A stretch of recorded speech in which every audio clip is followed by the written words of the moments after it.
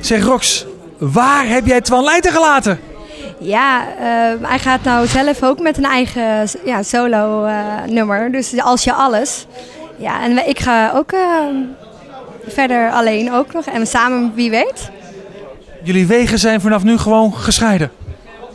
Nou, eigenlijk niet. Nee. Nee, je zei het al, je hebt zelf een nieuwe single uit. Tenminste, die staat op uitkomen. Kan je daar wat over vertellen?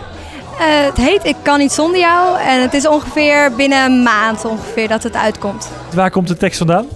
Het heeft wel met mijn leven een beetje te maken. Maar dat zal je eigenlijk wel moeten luisteren straks als hij uit is. Ja, hij is nu nog niet uit, dus ik heb nog niet kunnen luisteren. Dus vandaar de vraag. Dat is wel een beetje spannend dan, hè? Ja. Ja, maar ik ben eigenlijk wel nieuwsgierig als je zegt, ja, het heeft wel met mij te maken. Is er een gebroken liefde waar je niet zonder kan? Nou, eigenlijk kan iedereen er wel iets in leggen. Het kan een hond zijn, het kan gewoon echte liefde zijn waar je niet meer zonder kan. Ja. Het komt wel heel dichtbij, of niet? Ja, het is wel heel erg dichtbij, ja. Maakt dat ook een liedje mooier, doordat je er je eigen gevoel in kan leggen? Het is altijd wel heel erg belangrijk om je eigen gevoel erin te kunnen leggen. Want anders is het geen liedje om uit te brengen. Ja. Maar ja, het liedje met Twan de vorige keer was wat dat betreft een niets aan de hand, lekker luchtig liedje. Nou, puur op het gevoel hou ik van jou. Ja, dat kan iedereen eigenlijk wel meezingen. En dat is gewoon echt een heel vrolijk liedje, maar het heeft ook het is een boodschap.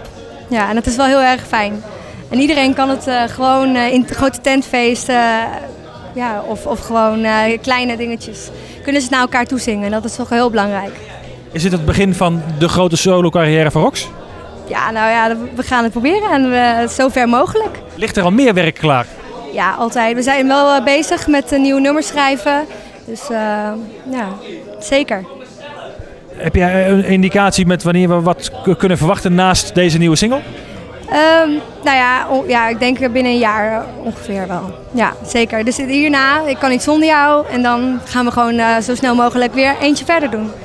En dan wel een vrolijk liedje wat niet zo heel dicht bij je ligt?